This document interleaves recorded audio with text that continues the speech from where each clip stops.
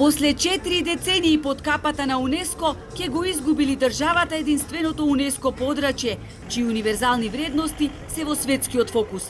Поради неисполнување на задолжителните барања дадени од реактивната мисија на УНЕСКО во април 2017, Охридскиот регион се соочува да биде преместен на листата на светско наследство во опасност.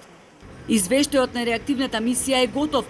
Локалната власт очекува да го добие во јануари. Охридскиот градоначалник отворено вели, дел од препораките се исполна, но не во целост. Касниме со стратешката евалуација на влијание на животна средина на bespravните објекти. Касниме со отстранувањето на bespravните објекти, затоа што тоа е еден од најкомплицираните, најскапите и сложените процеси. Касниме со буково решавање на депонијата. Касниме со носење на урбанистички планови и сето тоа ќе биде нотирано. И додека невладините бараат одговорност, бидејќи се испушти шансата да се покаже вистински напредок во исполнување на забелешките, Георгиевски е сигурен дека Охрид не може да го изгуби статусот под УНЕСКО.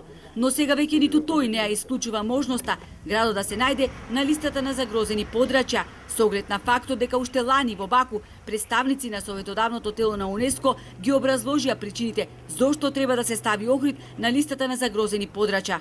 Акцентот меѓу другото беше ставен на несоодветната градба, неконтролиран урбан развој и експлоатација на крајбрежјето. Прашањето е сега дали Охрид ќе остане членка запишан во листата на УНЕСКО, меѓутоа ќе биде ставен на таа листа во опасност, што значи дека ние поажурно и поревносно ќе мора да пристапиме кон решавање на проблемот. Регионот мора да биде преместен на листата на светско наследство во опасност, бидејќи де факто припаѓа таму поради степенот на уништување и поради игноранскиот и лежерен, ноншалантен однос на македонските власти.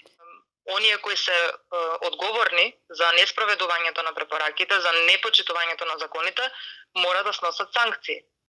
Наместо македонските власти да се зафатат со максимално спроведување на препораките, тие го губеа времето во лажирање. Со години наназад манипулираа и упорно ги крија податоците за вистинскиот степен на уништување на единственото светско наследство кое Македонија го има. Наводното справување со дивоградбите беше политичка одлука, тактичко однесување пред избори. Децидна е Велковска.